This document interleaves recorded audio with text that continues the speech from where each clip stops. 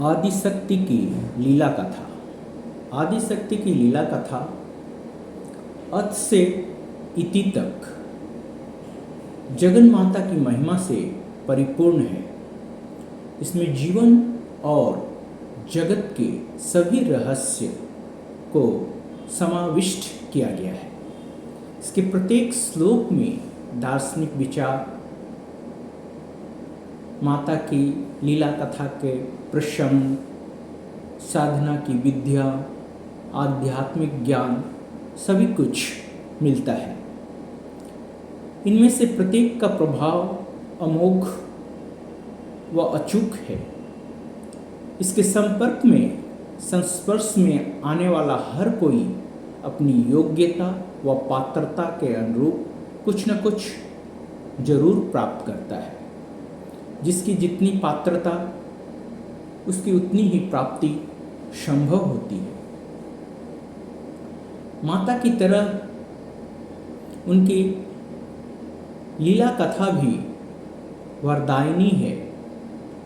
इसके द्वारा दिए जाने की, देते जाने की कोई सीमा नहीं है।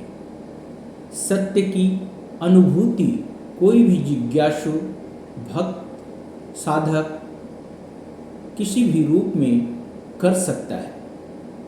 सच जितना प्राचीन है उतना ही अर्वाचीन भी। जिसका महत्व बीते युगों में भी था, वर्तमान में भी है और आने वाले समय में भी यथावत वैसा ही बना रहेगा। आदिशक्ति की लीला कथा के प्रसंगों का लेखन जब आरंभ किया जाता है तब अनेक तरह से, अनेक ढंग से उनके रीतियों से कही गई बातें सामने आ जाती है। जैसे भगवान श्री नारायण ने मधुकैटभ नाम के असुरों का वध किया था। भगवान श्री नारायण ने इन दोनों को वचन दिया था कि वे उनका वध सूखे हुए स्थान पर करेंगे, क्योंकि उस समय सारी धरती जलमग्न थी। इसीलिए भगवान श्री नारायण ने उन दोनों के सिर पर अपनी जंघा, उनके सिर को अपनी जंघा पर रखा और चक्र से काट दिया था।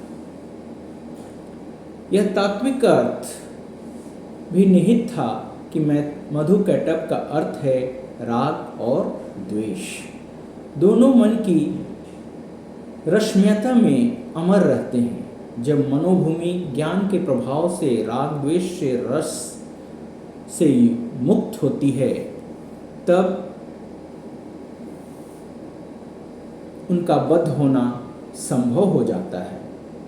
और ऐसा ही श्री नारायण ने किया था। श्रेष्ठ ऋषि कहते हैं कि ये वमेशा समुत्पन्ना ब्रह्मणा संस्तुता स्वयं प्रभावमस्या देव्यास्तु भूय शृणु वदामि ते। ओम।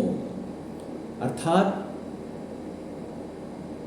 देवी महामाया ब्रह्मा जी की स्तुति करने पर प्रकट हुई थी। अब उनकी ये सारी कथा आगे की ओर हम ले चलते हैं। महर्षि मेधा कहते हैं कि सृष्टिकर्ता ब्रह्मा जी की स्तुति से प्रसन्न होकर महामाया स्वयं प्रकट हुई और उन्होंने ब्रह्मा जी के संकटों को दूर किया। उनसे प्रेरित होकर भगवान नारायण ने मधुकैटभ नाम के महाअसुरों का वध किया और सृष्टि का प्रवाह फिर से यथावत चल पड़ा। आदिशक्ति की लीला कथा का यह प्रसंग चरित्र सृष्टि के आरंभ काल का है।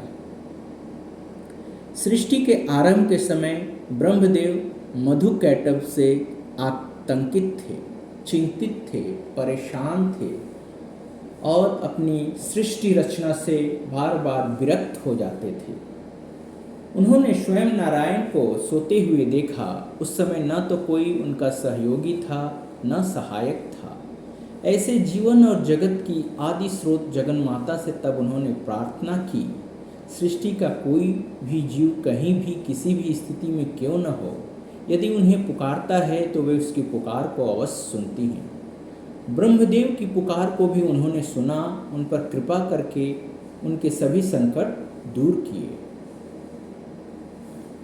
इस तरह से हम देखते हैं कि अलग अलग प्रसंगों में माता की कथा हमारे सामने आ जाती है। आदिशक्ति की लीला कथा के रूप में श्री दुर्गा सप्तशती के 3 चरित्र एवं 13 अध्याय देखने को मिलते हैं, जिसमें से प्रथम चरित्र में पहला अध्याय है, दूसरे में दूसरा, और इसके बाद एक एक करके अध्याय आते जाते हैं। इन सभी में माता का वर्णन अनेक रूपों से किया गया है। जब भगवान विष्णु निद्रा रूप में थे,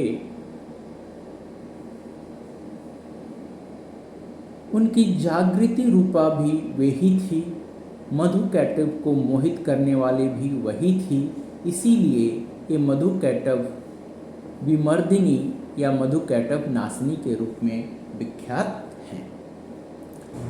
वैदिक रहस्य में उन भगवती महाकाली के स्वरूप का वर्णन श्लोक क्रमांक में अलग अलग देखने को मिलता है। तमोगुणी महाकाली भगवान विष्णु की योग निद्रा कही गई है। मधु और कैटभ का नाश करने के लिए ब्रह्मा जी ने उनकी स्तुति की थी। उन्हीं का नाम महाकाली है। उनके 10 मुख, 10 भुजाएं, 10 पैर हैं। वे काजल के समान काले रंग की हैं, 30 नेत्रों की विशाल पंक्ति से सुशोभित हैं। उनके दांत और दाढ़ें चमकती रहती हैं। भयंकर रूप वाली सौभाग्य, कांति, संपदा की अधिष्ठात्री हैं। अपने हाथों में खड्ग, बाण, गदा, शूल, चक्र, शंख, परिधि, धनुष धारण किए हुए हैं। महाकाली भगवान विष्णु की दुस्तर माया है। आराधना करने पर ही संपूर्ण चराचर जगत को अपने उपासक के अधीन कर देती है। इस तरह से हम देखते हैं कि माँ आदिशक्ति नारायण से जुड़ी हुई है और अलग अलग रूपों में हमारे सामने प्रकट होती